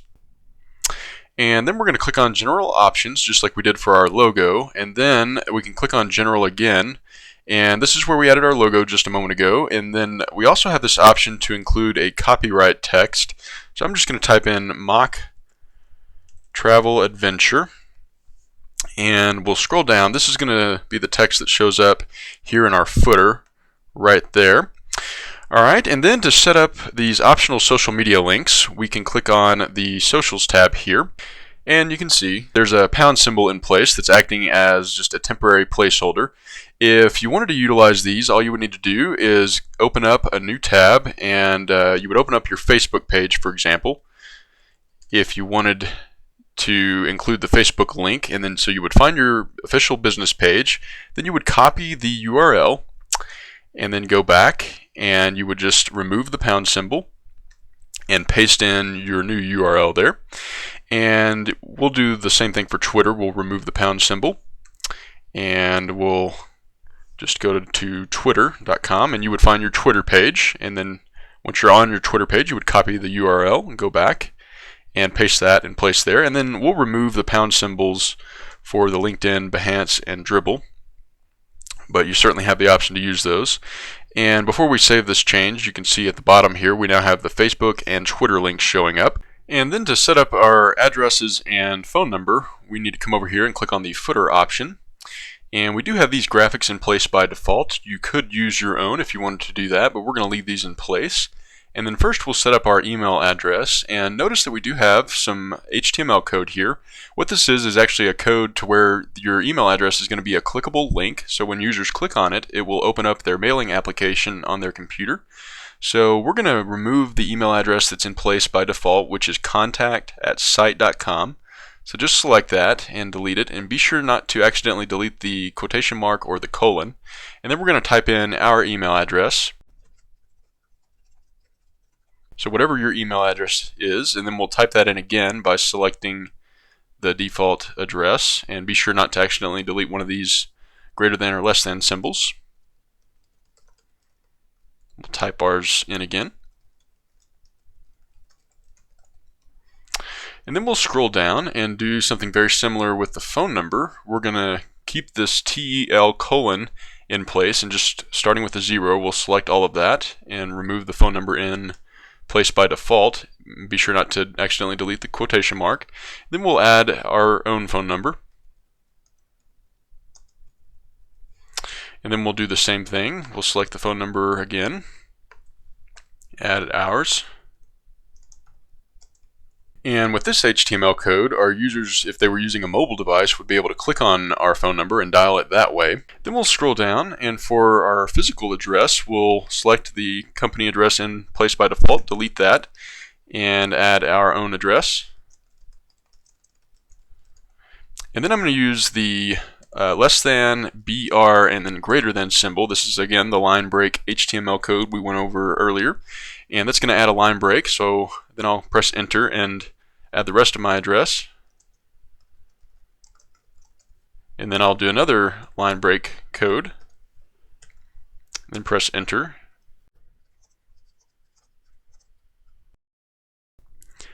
And just so you know, even if you were to type your address out and press enter to separate your lines, you still need to have the line break HTML code to have your address on multiple lines. And we're going to go ahead and save and publish. And now when we view the front end of our site, and we're on the footer section, if we refresh the page, notice that we now have all of our information in place. Alright, the next thing we're going to do is set up another page on our site, and so far we spent all of our time setting up this front page here. And you've probably noticed that we have this sample page showing up in our navigation menu. I'm going to go ahead and click on that. And that's going to open this page up. And this sample page is a page that comes with a brand new WordPress installation by default. So we're going to go and actually delete this page and create our own page. And we're also going to replace the widgets that come by default with WordPress that you see here. We're going to replace these widgets with our own widget. So let's go back to the back end. And then I'll back out to the main part of my back end. And to access all of our pages, we're going to hover over Pages here on the left, and then click on All Pages. And this is going to bring up a list of all the pages that you have created for your site. And you can see that we only have the sample page created. And to remove this sample page, we're going to hover over it and then click on Trash. And that's actually not going to delete the sample page permanently. It's going to put it in this trash folder here, and we could open up this trash folder and restore that page or delete it permanently from there, but I'll just leave it in the trash folder. And then to add a new page, we're going to go to Pages and click on Add New. And I'll go ahead and dismiss this message here. The first thing you want to do is give your page a title, and I'm going to call this page Detailed Services. So I'll type that in. And then you have the visual editor here, and we also have the text editor. If I click on that, the text editor is what you would use if you actually had HTML code, such as a YouTube video embed code. You could copy and paste that code into the text editor. We're going to be using the visual editor, so I'll switch back over to the visual editor. And the visual editor functions much like a word processor would. If I hover over this icon that says toggle, toolbar toggle, and click on that, it's going to bring up a whole nother row of formatting options. So I can type in text, and I would be able to select the text, and then I have all these formatting options that I can choose from to customize the text. I could make it bold, italic. I could also align the text differently, and I could change the text color. I could make it a heading by selecting from these options. So you can play around with these different options. I could also make it a link by selecting certain text. If I wanted this word to be a link to another page on my site or anywhere on the internet, I could select it and click on this link option, and then I would open up the page that I want it to link to, copy the URL, and paste it in here. But we'll delete this for now, and we're going to add our own content. So I'll remove that, and I'll select where it says heading 1, and I'll change that back to what it was, which was paragraph. And I'm going to add the same content that we added on our front page on the focus section. We're going to start with international travel. So I'll type that in. And then I'm going to select the word, and I'm going to make this a heading 2. That's going to make it bigger and bolder. And then I'll click here at the end and press enter. And that's going to automatically switch back to the paragraph mode. I'm going to copy and paste the blurb that we have. Paste that in, and I'll leave it as a paragraph. And then the next thing I want to do is add the plane icon that we got earlier and that we used on our front page. And I want to add that to the left of my text here. So I always find that it's easier to add your text first and then add the image. So now that we have our text added, I'm going to click to the far left so that my cursor is blinking there. And then I'm going to click on Add Media. And if you haven't already uploaded the image file to your WordPress media library, then you would need to click on Upload Files here and then select that file from your computer. But we have all of our graphics that we're going to use on this page already uploaded, so I'm going to find them in my media library by clicking on this tab, and I'm going to click on my plane icon. And then we'll scroll down, and for alignment, I want this to align left. I want the plane icon to be to the left of my text. And then for the link, I don't want this icon to be a clickable link, so I'm going to select where it says media file and choose none. Now you could choose a custom URL if you wanted the graphic to be a link to another page, and you could paste in the URL to that page here. But we're going to select none. And then for size, I'm just going to select full size for now. You want to select full size, and then we're going to go back and adjust that later on, but we'll select full size, and then click on Insert into Page. Alright, and now let's go ahead and publish this page and view this on our front end. We'll click on Publish. And you always have to publish your pages for the changes to actually save and show up on your front end. So now that we have that, if we go back to our front end, if I refresh this page, since we deleted our sample page, you'll see that it's no longer going to be here. You can see that we get an error, of course, but if I click on my logo to be taken back to the front page, you can see that our site is still definitely functioning properly, and now we have this detailed services appearing in our navigation menu. And the reason we have our new page showing up in our navigation menu is because by default, most WordPress themes, including the Zerif theme, will show the pages that you create automatically in your navigation menu unless you set up a custom navigation menu. And of course, we are going to set up a custom navigation menu in just a moment, but for now, this page is going to appear automatically. So I can click on this page to open it up, and you can see that we have our page title, then we have the heading that we added, our graphic, and our blurb. And I do want to point out this edit button will only show up when you're logged in. It won't show up on anybody else's computer screen, and it won't show up on yours if you were to log out by coming over here and logging out. But it's just a nice little button. We can click on that to be taken back to this screen, or actually this screen here, the page editor. Alright. Now we'll add the rest of our content to our page, so I'll click here at the end of this text and press enter, and then my next heading is going to be luxury cruises, so I'll type that in.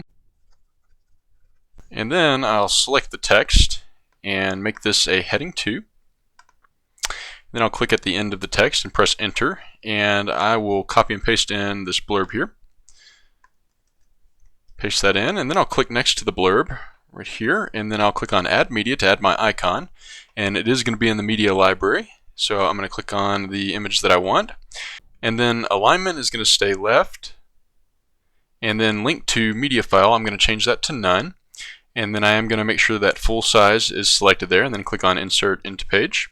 Alright, and then I'll click at the end of that blurb and press enter, and then I'll add my third one, which is going to be bus tours, and I'll copy this blurb here. So I'll type in bus tours, select this text, make it a heading 2, and then click here at the end of that text, press enter, and paste in my blurb, and then click here to add my image, and click on Add Media, and I'm going to find my bus icon, click on that, make sure alignment is set to left, link to, I'm going to change that to none, and then make sure the full size option is selected, click on Insert into Page, and then I'll click at the end of my text, press enter, and then for my last one, it's going to be lodging, and I'll copy and paste this blurb.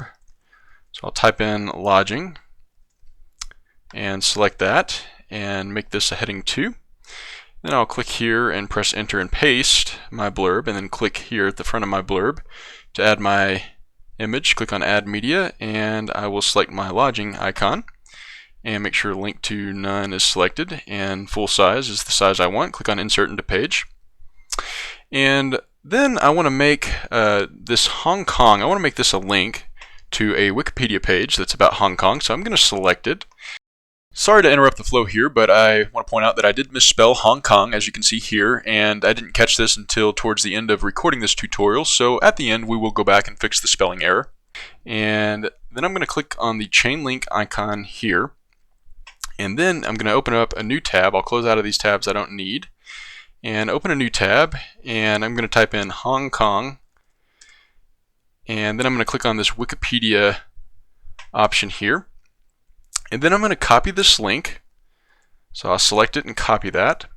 Then I'll go back and I'll paste it in here and click on Add Link. Okay. And by the way, if you wanted to remove the link, you could select the text that is a link and then click on this Remove Link icon. But we do want to keep this a link, so we'll keep it like that. And now I'm going to update the changes, and this is going to save all the changes. And now when I go back to my front end and refresh the page, notice that we now have all of our icons in place. And the last thing I want to do, you probably can tell the text is not aligned. For example, this text is scooted further closer towards the graphic than these two are. And the reason for that is because the icons are all different widths. We didn't resize them yet. So to make them all the same width, we're going to go back to my page editor. And all we need to do is click on each icon and then click on the pencil button here, and that's going to open up some editing options. And then for the size, we're going to select custom size, and then I'll change the width of all of my icons to 65, and that's going to put in the height automatically. And we're not going to worry about the height. The height can be different, but we want the width to be the same so that our text will align. So we'll click on update, and then we'll do that for the other three icons. Change the size to custom and select the width and make that 65. Click on update. We'll do that for the bus.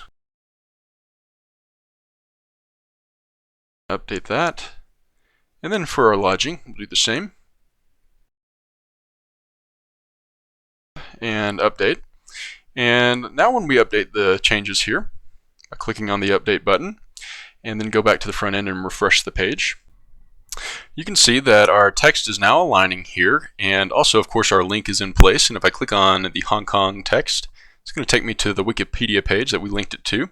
But let's go back, and I do want to show you, if we go back to the back end, if you need to access this page editor for your detailed services page, or any page for that matter, of course you would go to Pages and click on All Pages.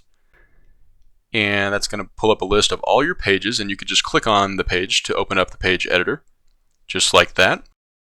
And then something I want to show you real quick that might be helpful for a handful of people is if we scroll down, I have enabled the comment settings for this page, and by default they should be disabled, but some of you might have them enabled, and this is what the comment box looks like. And if you want to disable this setting, we're going to go back to the page editor for the page that you want to adjust the setting for. And then we're going to come up to the top and click on the screen options, and then make sure discussion is checked. So you're going to check that, and then we can click screen options to minimize that. And then we can scroll down, and you want to make sure that allow comments is unchecked. So we'll uncheck that there, and we'll click on update. And now if we view the front end of our site, and we're on this page, we'll refresh the page, and notice that that took care of the comment settings. Alright, the next thing we're going to do is remove all of the widgets that come with WordPress by default that you see here and add our own widget. And this is the sidebar widget area, and most WordPress themes will come with a sidebar widget area, and of course you can see that the Zerif theme does as well. So every other page on your site is going to display whatever widgets you have in your sidebar area, and of course in this tutorial we're going to only add one additional page, but if you have multiple additional pages then they will automatically show all of the widgets that you have in your sidebar. So to access the sidebar widget area, let's go back to our back end, and of course we're going to go back to Appearance and click on Widgets, and we should have our sidebar widget area showing up here, and you may need to click on the widget area to activate it. And you can see that we have 6 widgets in place by default. And if you notice, we have the search widget, the recent posts, recent comments, etc. If we look at our front end, it's in that same exact order. We have the search widget, the recent posts, recent comments, and then these other 3. So let's go back. And to remove these widgets, of course, like I mentioned earlier, we can open up each widget individually and click on the delete button there, and that's going to remove it. We can also do it more quickly by click holding, dragging, and releasing them back into the available widgets section. So I'll do that with all the rest of these. Alright, And let's go ahead and we're going to add our own widget. You can add any widget that you want to. I'm going to add another testimonial widget, and if I click on my testimonials section, this is the widget area on my front page, I'm going to just basically copy the same testimonial that I had for my first testimonial. So I'm going to add another testimonial widget by finding the widget and clicking on it, and I want to assign it to the sidebar, so I'll check sidebar and click on add widget. And that's going to add the testimonial widget to my sidebar widget area. And then I'll just copy the same information that we have in our other widget. And for the text, I'll just come down and copy the same text that we have. Copy that, and then I'll come in and paste that in here. And then I'll copy the same URL for the image that we have for our testimonial widget. I'll copy that and paste it in up here. And now when I click on save, it's going to save this testimonial widget in my sidebar. And when I review the front end of my site and refresh the page, we now have the testimonial widget showing up, and any other page on your site would automatically show this sidebar widget area, and in our case it would automatically show the testimonial widget that we added. Now, before we create our custom navigation menu up here, we're going to actually go back, and now that we have this page created, we're going to go back to our front page. And if you recall, our focus widgets that we added here, we left the link blank, but I'm going to link all of these to the detailed services page that we created. So to do that, we're going to go back to the backend and go to Appearance, Widgets, and then we're going to minimize all of our widgets here, and we're going to open up our focus section. So I'll minimize these other widget areas by clicking on them. Then I'll open up our focus section by clicking on it, and for the first one I'll click on it to open up the settings. We'll scroll down, and this is where we're going to add the link. So we're going to link to the detailed services page, and we're going to go back to the front end of our site and open up our detailed services page.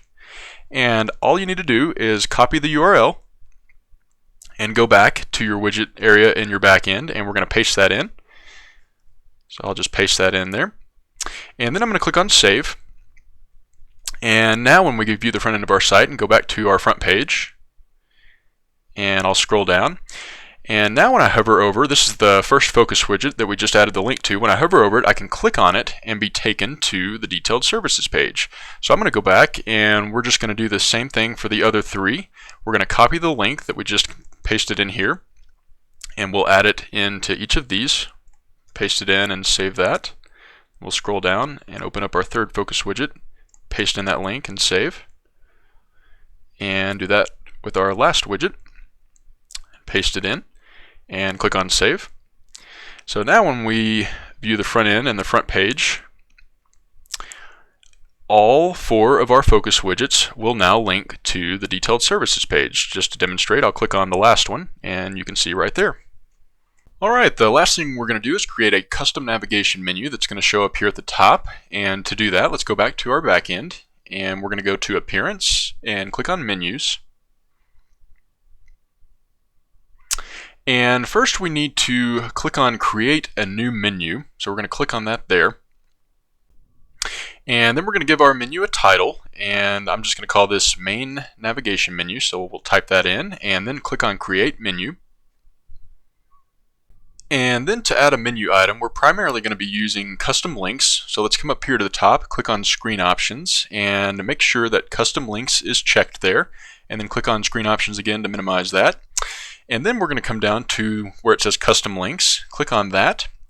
And first we need to give our link a text, and this is just the title that's going to show up on the navigation menu. And for this first custom link, I'm going to link to my home page, or my front page. So I'm just going to call this Home. So I'll type that in there.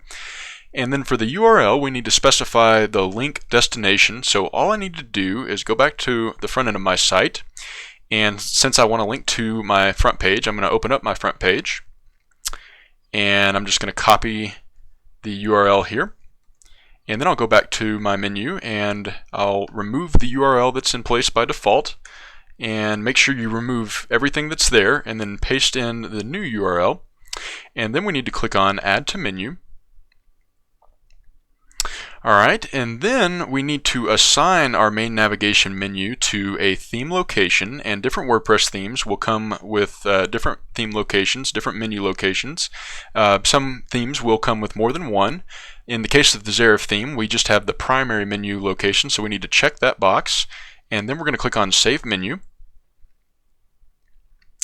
And now when we view the front end of our site and refresh the page, notice that we now have our main navigation menu showing up with just the one link that we've added so far. And when I click on this, of course, it's going to take me to my front page, which is the page that I'm on already. Alright, let's go back to our backend, and of course under Appearance, Menus, I do want to point out that you can edit your menu items by hovering over them and clicking on the arrow here to drop down the menu item settings, and we could change the URL here if we wanted a different link destination. And by the way, you can link anywhere on the internet. You don't necessarily have to link to another page on your site.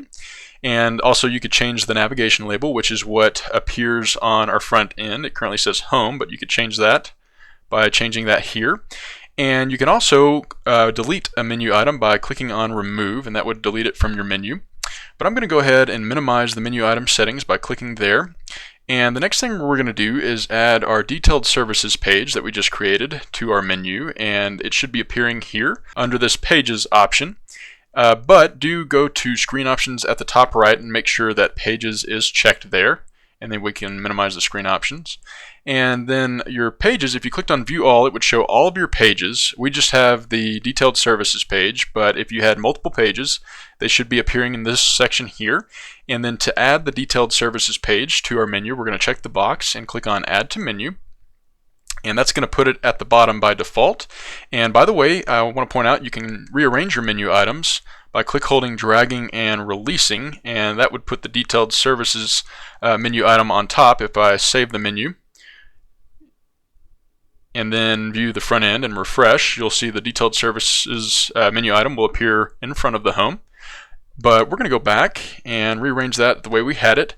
And I do want to point out this, if you indent your menu item and release it like that, that's actually going to be a drop-down menu. And we'll click on Save, and detailed services will appear as a drop-down when you hover over Home if we were to leave it like that. So when we view the front end and refresh the page, and now we can hover over Home and we have the detailed services page, and we can click on that, of course, to be taken to that actual page. Alright, let's go back to our back end, and of course under Appearance, Menus, I'm going to click, hold, and drag detailed services back over and release, and that way the detailed services menu item is no longer going to be a drop-down. And then the next thing we're going to do, let's view the front end of our site and click on the logo to be taken to the home page. The Zerif theme is designed to where the different sections on our home page, the Focus section here with our services, the About section, the team member section, and these other sections, the way it's designed, the sections have section IDs, and we can use those IDs to create a navigation menu that allows us to link to each of the sections. So instead of just going to the page, the home page, which would put us right here at the top of the home page, we can link to the different sections of our home page. So to set that up, we're going to go back to the back end, to our menu, and then I'm going to click on Custom Links here. And the first one I'm going to do is the Our Services section, which is right underneath the title of our site. So I'm going to type in Our Services, because that's what I want the menu item to say. And then for the URL, what we need to do is copy the link to the page, which is going to be our home page. So I'm going to copy the URL here, and then go in and we'll paste that in. And then to utilize the section ID, I'm going to type in the pound symbol. And then the section ID for the Our Focus section is simply Focus. So I'll type that in, and then I need to click on Add to Menu. Okay, and then I'll do the same thing for the next section, which is going to be my About section. So for the link text, I'm going to call it About Us. I'll type that in. Then I'll remove the URL that's there, and I'll paste in the URL to our home page, and then I'm going to type in pound. And the section ID for the About section is About Us, all one word. And then I'll click on Add to Menu. And then I'll do the Our Team section, and I'll just say Our Team, type that in. And then I'll remove the URL that's there and paste in the URL for our home page, then type in pound. And the section ID is simply Team. I'll type that in, click on Add to Menu. And the next one I'll do is the Testimonials section. So for the link text, I'll just type in Testimonials. And I'll remove the URL and place and paste in the homepage URL and type in pound, and just Testimonials is the section ID. So I'll type that in and click on Add to Menu. And we aren't using the blog feature, but if you wanted to link to your latest news section, if you were utilizing the blogging feature, then you could type in whatever you want for the link text. You could type in our latest news or blog or whatever you want, and then you would just paste in the URL for the home page, and you would type in pound latest news, and that would be one word. But we're not going to use that, so the next section we'll do is our contact section. So I'll type in contact us for the link text, and then for the URL, I'll remove what's there, paste in the URL for my homepage, type in pound, and the section ID is contact. And then I'll click on Add to Menu. And then I'm going to scroll down, and I'm going to move Detailed Services, and I'm going to make it a drop down under Our Services. So I'll click, hold, and drag Detailed Services, and then move it under Our Services, and then I can indent it. And let's go ahead and save the menu that we have here. Then we'll view the front end of our site, and let's refresh the page. And we now have all of these other menu items here. When I hover over Our Services, we get the Detailed Services link. But just to show you, if I click on Our Services here, it's going to take me on our front page to the Our Services section, which is the focus section. And then I can click on the About Us to be taken to the About section. I can click on Our Team. I can click on Testimonials, and I can click on Contact Us. And of course, I can click on Home to be taken to the top of the home page, just like that. And to show you, if we go to the Detailed Services page, it still works from here. I can click on the About Us, and that'll take me to my front page, to the About section. And real quick, I do want to show you that you can have multiple menu items as a drop-down, and just to show you, we'll go back to the back end, and of course under Appearance, Menus. Let's say I wanted to have the About Us underneath as a drop-down under Our Services and Our Team. We could indent them just like that, and then let's say I wanted Our Team to be the first menu item. I could click, hold, and drag just like that, so that when I hovered over Our Services, I get these three menu items in this order. And just to show you, we can save the menu. And if we view the front end and refresh the page, now we can hover over Our Services, and we have all three of these options, and they work just the same. I could click on Our Team, and that would take me to the team member section on my front page. But of course, I want to go back and reset it the way that it was. So I'll just do that real quickly here. I'll move Our Team down under here, and then I'll no longer indent the About Us menu item, just like that, and save the menu. And go back to the front end of our site and refresh the page. And we have it back the way that it was. Alright, now that you have an understanding of how to use section IDs to link to different parts of the front page, we're going to come up here to the top, and I need to change the link destination for our two buttons here. For the Our Services button, of course, I want to link to my focus section here, and for the Contact button, I'm going to link to the contact form on the bottom of my front page. So to do that, let's go back to the back end, and we're going to go back to Appearance and click on Customize. And then we're going to click on the Big Title section, and we'll scroll down. And for the red button link, I'm going to triple click on that to select everything that's there, and then press the Delete key, and make sure you remove all of the text that's there. And then to link to the Our Focus section, we're going to go back to the front end, and we're going to copy the URL for our front page. So we'll copy that and go back, and we're going to paste that in. And then to link to the specific focus section, we're going to type in pound and type in focus, just like that. And then for the green button, we'll select the URL that's in place and remove it and paste in our front page URL. And then I'll type in pound, and I'll type in the section ID for the contact form, which is contact. And now when we save and publish, and we can view the front end of our site and refresh the page. Now I can click on these buttons to be taken to the different sections on our front page. And just to show you, I can click on the Contact button to be taken to the contact form. Alright, and then the very last thing we're going to do is fix the Hong Kong spelling errors that I pointed out earlier in the video. And if we click on the Our Services menu item, you can see, of course, we have the Hong Kong spelling error here. And if we go to our detailed services page, we have the same spelling error on our link here. So first we'll fix the spelling error on our page. Let's go back to the back end and we'll go to Pages, click on All Pages. And then we'll click on our detailed services page to open that up in the page editor. Then I'll scroll down and I'll just click right where the error is and press the delete key and then type in the correct G that I want there. And then I'll click on Update. And now if we view the front end of our site and our detailed services page and refresh, you can see that we have corrected the error there. And then to correct the error on our home page, we will go back to the back end and we're going to go to Appearance, Widgets, since this is a widget that we need to correct. And then we're going to click on the Our Focus section widget area to open that up, and it's going to be the third focus widget, so I'll click on that to open up the settings. And then I'll click where the error is and press the delete key and replace it with a G.